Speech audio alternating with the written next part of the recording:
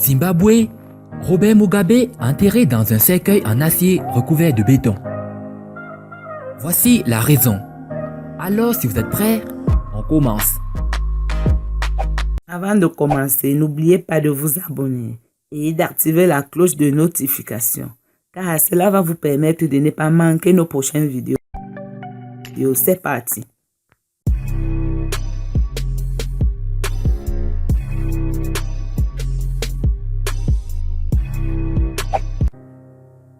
Robert Mugabe, l'ancien président du Zimbabwe, a été enterré dans un cercueil à doublure d'acier.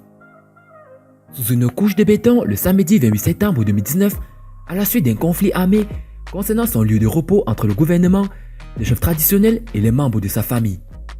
22 jours après sa mort, le corps de l'ancien dirigeant a finalement été enterré à côté de son domicile à Kutama, Vemba, le village de sa naissance à 90 km au nord-ouest de Harare.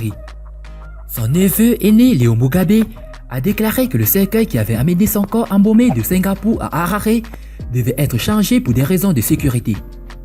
Les gens veulent vraiment son corps ou ses membres?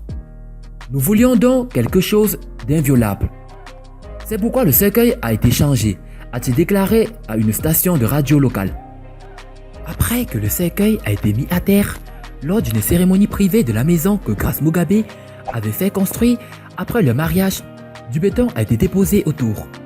La famille de Mugabe a affirmé que c'était le lieu de sépulture qu'il avait finalement voulu et dont il avait parlé au cours des 6 derniers mois de sa vie à Singapour. Mugabe était en colère parce qu'il avait été évincé du pouvoir 2 ans auparavant par son allié de longue date, le président Emmerson Mnangagwa. Madame Mugabe, âgée de 54 ans, drapée de dentelle noire épaisse pendant plus de 3 semaines, avait clairement indiqué à tous ceux qui l'écouteraient que le président Mnangagwa et ses loyalistes n'étaient pas les bienvenus à l'inhumation. S'il avait été enterré à Eros Ankh, le cimetière commandé par son défunt mari et le lieu de repos préféré par le gouvernement, elle n'aurait pas pu les empêcher de venir. De manière cruciale, cela aurait également inclus que son enterrement se ferait à côté de sa première femme, Sally Mugabe, toujours considérée par beaucoup comme la mère de la nation zimbabwéenne.